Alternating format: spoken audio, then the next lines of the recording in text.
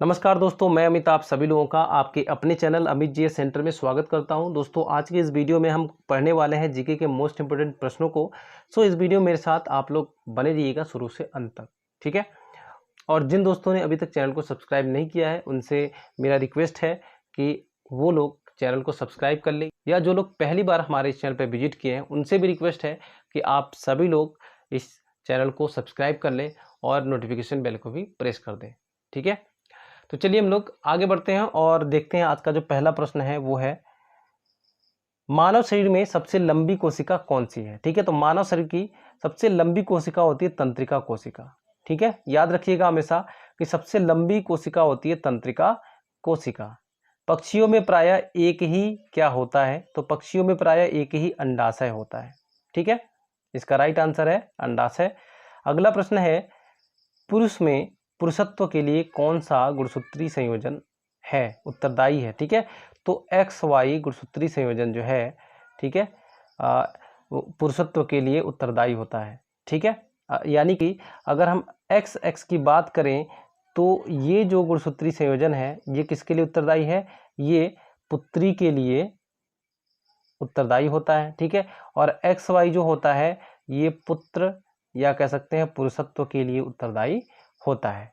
ठीक है, इसको हम लिंग गुणसूत्र के रूप में भी जानते हैं। ठीक है, ये 23वां जोड़ा गुणसूत्र होता है। ठीक है, किसी भी मनुष्य में, ठीक है, चाहे स्त्री हो या पुरुष, जो लास्ट वाला 23वां जोड़ा जो होता है वो लिंग गुणसूत्र होता है। वो या तो एक्स एक्स होगा या फिर एक्स वाई होगा। अगर एक्स एक्स होता है तो पुत्री होती है और एक्स वाई होता है तो पुत्र होता है। ठीक है, अगला प्रश्न है, मलेरिया कौन पैदा करता है। ठीक है, तो इसका जो राइट आंसर है वो है प्रोटोजोआ।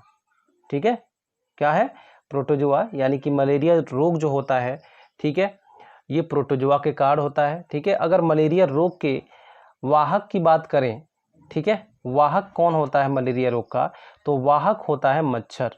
ठीक है, मादा एनाफिलीज जो होती है वो मलेरिया रोग का वाहक होती है। ठीक है, अगला प्रश्न देखते हैं। प्रश्न है, अमीबी पेचिस पैदा होती है किसके द्वारा पैदा होती है, तो एंट अमीबा हिस्टोलिटिका के द्वारा पैदा होती है। ठीक है, ये एक क्या होता है, प्रोटोजोआ होता है। ठीक है, क्या होता है, प्रोटोजोआ होता है। चलिए अगले प्रश्न पे चलते हैं हम लोग। शैवाल विज्ञान किसका अध्ययन है, तो शैवाल विज्ञान में हम लोग शैवालों का अध्ययन करते हैं। ठीक है, चलिए अगला प्रश्न देखते हैं। पूंजीवादी अर्थव्यवस्था में कीमत निर्धारित किसके द्वारा होती है, तो किसके द्वारा होती है, तो मांग और पूर्ति के द्वारा होती है। ठीक है, किसके द्वारा, मांग और पूर्ति के द्वारा होती है, मतलब कितनी डिमांड है और कितनी आपूर्ति उसकी हो पा रही है। ठीक है, अगर बाय द वे डिमांड बहुत ज़्यादा है, आपूर्ति कम है, तो जो पूंजीवादी अर्थव्यवस्था है इसमें कीमत क्या होती है, बढ़ जाती है। ठीक है, चलिए अगले प्रश्न को देखते हैं। नीली क्रांति किससे संबंधित है। ठीक है, इसको हम लोग ब्लू रेवोल्यूशन भी कहते हैं। किससे संबंधित है, तो ये मछली उत्पादन से संबंधित है। ठीक है, चलिए अगला प्रश्न है, भारत में केंद्रीय बैंक का कर्तव्य कौन सा बैंक निभाता है। ठीक है, तो इसका जो राइट आंसर है वो है भारतीय रिजर्व बैंक। ठीक है, आरबीआई इसका राइट आंसर है। ठीक है, इसको हम बैंकों का बैंक भी कहते हैं, या फिर हम कह सकते हैं कि आरबीआई जो है बैंकों को कंट्रोल करती है। ओके, अगला प्रश्न है, 1931 में भारतवर्ष में पहली बोलने वाली फिल्म कौन सी थी। ठीक है, तो कौन सी थी वो, तो वो थी आलम आरा। ठीक है, आलम आरा जो भारत की ऐसी फिल्म है जो सबसे पहले बोलने वाली फिल्म थी। ठीक है, चलिए 1931 में ये रिलीज हुई थी। गरबा एक नृत्य है। ठीक है, गरबा के बारे में आपने सुना होगा।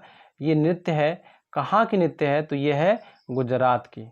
ठीक है, कहाँ की, गुजरात की ये नृत्य है, या गुजरात का ये नृत्य है। अगला प्रश्न देखते हैं, ललित कला अकादमी किसके संवर्धन के लिए समर्पित है, तो ललित कला अकादमी जो है वो ललित कला के लिए, ठीक है, किसके लिए, ललित कला के लिए समर्पित है। ठीक है, चलिए अगला प्रश्न है, द फ्यूचर ऑफ इंडिया नामक पुस्तक का लेखक कौन है। ठीक है, तो द फ्यूचर ऑफ इंडिया के लेखक हैं, ये एक प्रसिद्ध पुस्तक है, बिमल जालान, जो कि पूर्व आरबीआई के गवर्नर हैं। ठीक है, अगला प्रश्न है, केंद्रीय खाद्य प्रौद्योगिकी और अनुसंधान संस्थान कहाँ स्थित है। ठीक है, तो ये कहाँ पर स्थित है, तो मैसूर में स्थित है। इसका राइट आंसर है मैसूर। अगले प्रश्न को देखते हैं, अरक्तता किसकी कमी के कारण होती है? ठीक है, तो अरक्तता जो है वो फॉलिक एसिड के कारण होती है।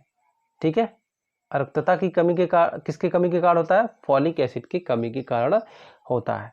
अगला प्रश्न है, थायराइड ग्रंथि की सामान्यता बनाए रखने के लिए नमक में आयोडीन किस रूप में मिलाया जाता है? ठीक है, तो थायराइड ग्रंथि की जो सामान्यता है, यानी कि फूले ना, नॉर्मल कंडीशन में रहे थायराइड ग्रंथि जो है हमारी, उसके लिए नमक में आयोडीन किस रूप में मिलाई जाती है? ठीक है, तो ये मिलाई जाती है KI के रूप में। ठीक है, किसके रूप में?